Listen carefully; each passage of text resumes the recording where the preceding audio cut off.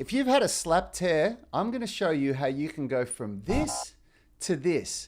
And I'll explain why it hurts for you to lift your arm like this, or this, or this, and how you can become pain-free. I've had a slap tear in both shoulders, and without surgery, I've made a full recovery, and I'm able to do things now that I couldn't even do before my slap tears. And in this video, I'm going to share how you can do the same. See, I've been a coach for 25 years, and I've got some great friends who are sports physios for some of the top athletes of the world.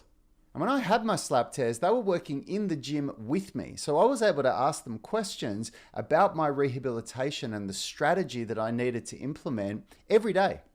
In this video, I'm going to first help you to understand a little bit better what a slap tear actually is and why it can still hurt so much just to lift your arm up like this and try to move it around, even months and years after you've had the slap tear. And then at the end of the video, I'll share the exact workout that you can do now to start working towards being completely pain-free. And I'll even give you a downloadable link where you can download the program so you can do it yourself in the gym. So let's talk about what a slap tear is. Slap means superior labrum anterior posterior. So in your labrum in here in the shoulder, superior means the upper part and anterior posterior means that the tear is running from the anterior to the posterior of the labrum. And a lot of the time you can feel the pain actually in your bicep. I know that that's certainly what it felt like to me in the earlier stages of the slap tear, because the long head of the bicep connects onto that superior part of the labrum where the slap tear occurs. So you can often experience that pain running down your arm here, and it can often be associated as well with trauma in the bicep. And when you suffer such a traumatic injury, one of the first things that happens is, as a nervous system response, tenses up the muscles in the area and tries to restrict movement. And we also get inflammation as well. And so what happens is your experience is that if you try to move the arm, you get these really sharp pain. And it's a defense mechanism. It's to try to prevent things from getting any worse, because the safest position for the shoulder is just here. And this is important at the start of a traumatic injury. We do need to limit movement and make sure that the injury isn't going to get worse. But very, very quickly, what can happen is if you don't work to regain that movement, then the body can become locked down in that position. And I'll explain why. So within the shoulder, we have two units of muscles. We have the inner unit and the outer unit. So the outer unit is the bigger set of muscles that we can see, like the pecs, the deltoids, biceps, triceps, the lats. These are the muscles that you can see in the mirror and the muscles that create movement. So, you know, lifting my arm up, around, doing bench pressing, doing rows, all of this stuff is predominantly controlled by those prime movers. But then we have an inner unit of deeper stabilization muscles that you can't see as easily. Things like the rotator cuff and the scapular stabilizers. Now what happens is that these muscles, after a traumatic injury like this, they kind of forget how to do their job properly. Like for example, the rotator cuff acts as a force coupling on the humerus in the glenohumeral joint. So what it does is, if this is your humerus sitting in the joint up here, so this is the top of the bone up here, it's meant to move around like this, and the rotator cuff helps to hold it in place like that to prevent what's called joint glide, which is the joint moving like this.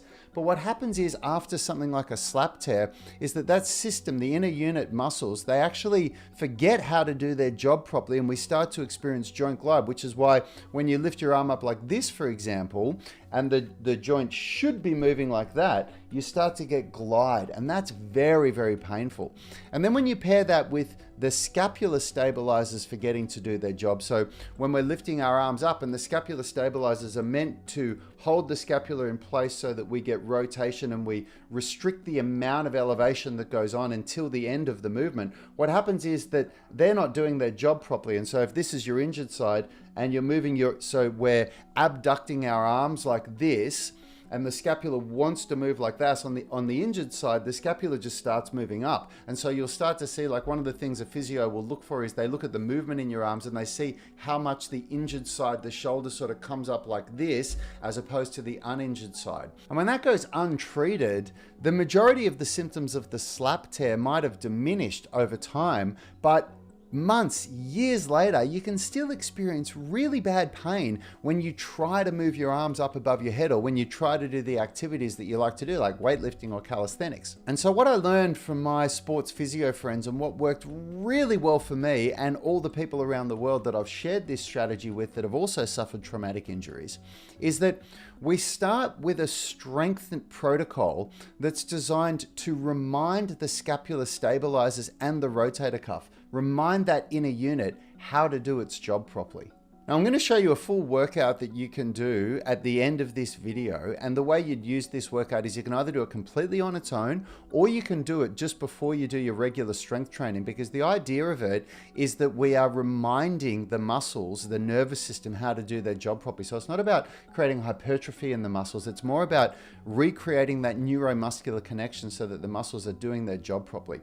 And in the early phases of a slap toe or in the earlier phases of the pain, what we want to do is to try to strengthen the pain-free range. So we want to try to strengthen the arm in this position here, or at most in this position, because as you'd know, like trying to lift your arm up here or trying to horizontally abduct your arm out here, it's just way too painful. And then, you know, if you try and once you're horizontally abducted, if you try and add external rotation, like that was just horrible for me in the earlier phases of a slap tear.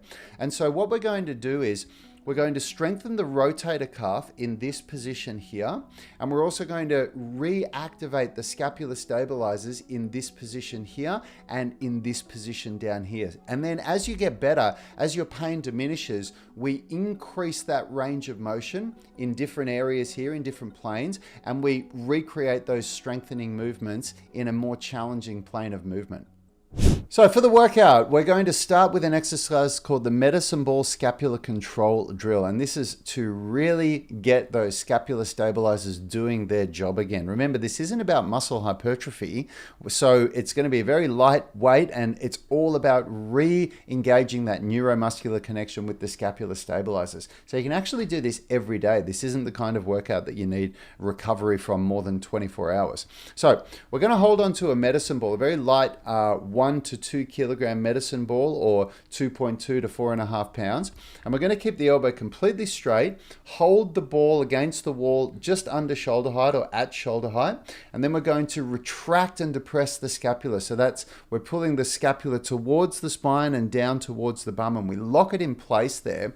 And then without bending the elbow, we're going to move the medicine ball from left to right between 30 and 60 repetitions. If you can only do 5 or 10 reps before you start losing that set scapular position of retraction and depression, then do whatever you can. If it's 5 reps or 10 reps, stop, rest, reset your mind, reset your body, start again, and then, you know, do another 5 or 10 reps until you get at least 30. And you want to be working towards being able to do up to 60 reps. Okay. And what I found that helped me in the earlier phases of my rehab was to help get that scapular position. If I locked my elbow straight, and you can even put your supporting arm like this, and then I pushed my body into the wall, which is, if you look at my shoulder, that sets that scapula back. That really, you know, sets it back into place in that retracted and depressed position.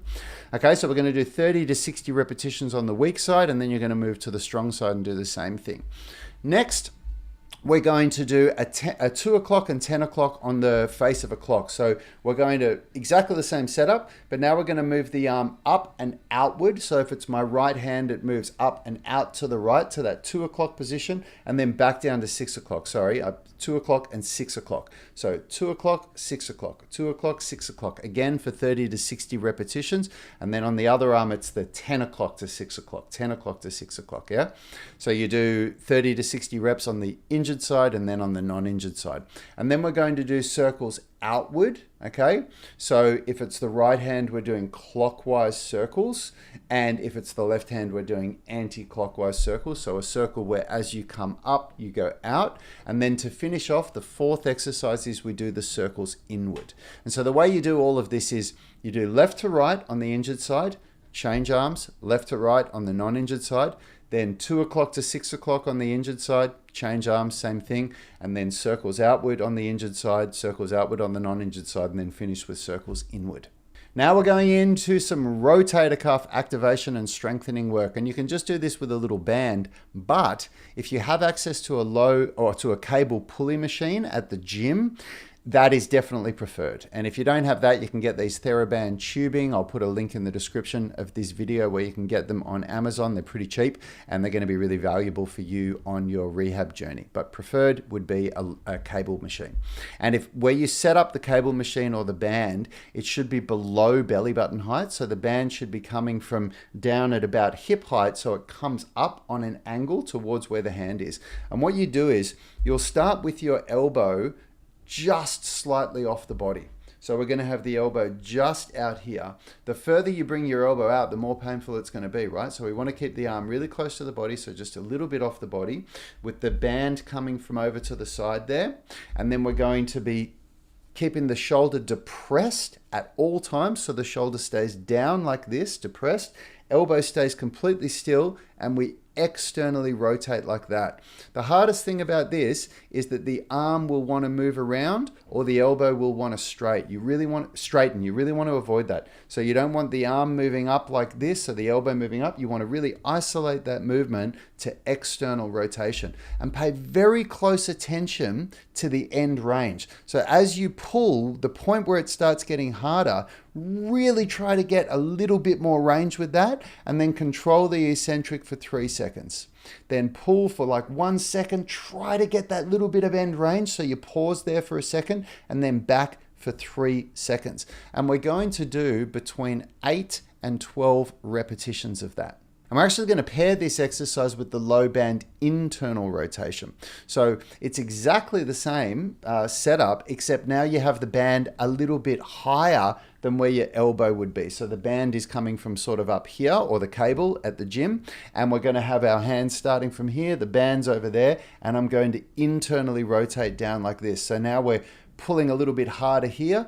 Try to get that extra range at the bottom, hold for a second, then back for 3 seconds like this, and then again for 8 to 12 reps. And the way we do this part of the workout is you do the external rotation on the injured side, then the external rotation on the non-injured side, then you do the internal rotation on the injured side, and then the internal rotation on the non-injured side, and you do that for 3 sets of 8 to 12 reps of each exercise.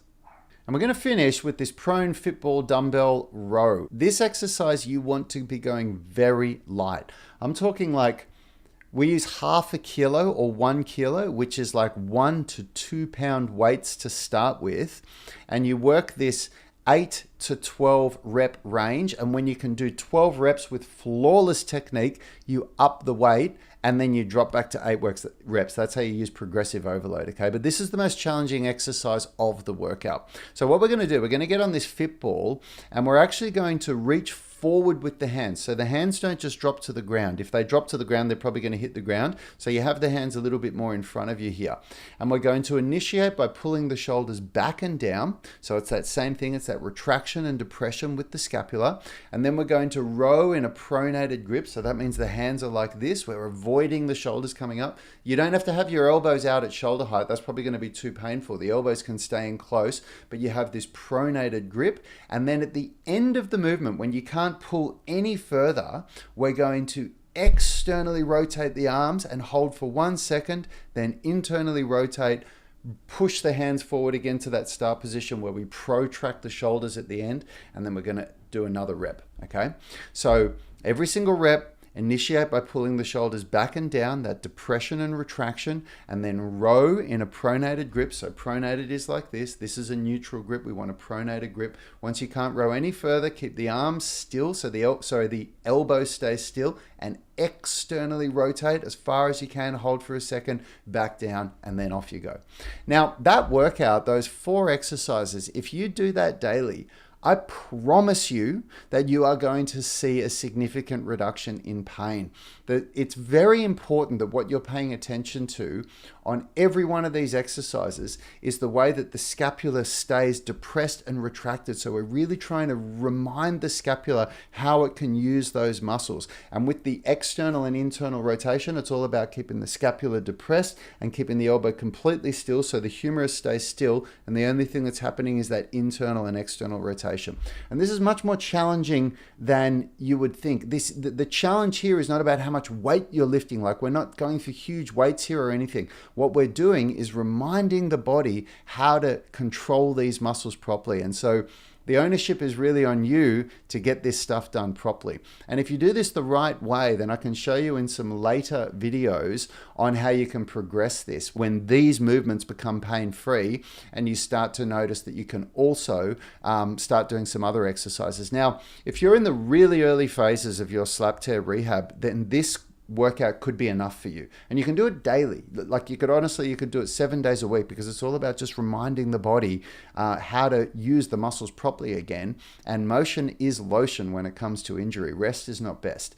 But if you're a little bit further on in your rehab, so maybe you're even out of rehab and you're able to go to the gym and do the things that you want, but you still experience pain when you try to do them, then this would be best used before your workout. So the reason why you do that and not at the end of the workout is because at the start of the workout, you use this like a warm-up to remind the body how to use these systems properly to stabilize the shoulder, and it will give you an increased pain-free range. And then you go and do your workout, so you can do your chest pressing and your rowing or whatever it is that you're doing in the workout, and you build strength with the muscle systems doing their job properly, which further reinforces the way that the shoulder should move, the way that this inner unit should be functioning. You can download the program for this so you can follow along without a video if you click the link in the description of this. And I've got some other great videos for you to help with your slap tear recovery if you just click or tap the screen there. And if you got value out of this video,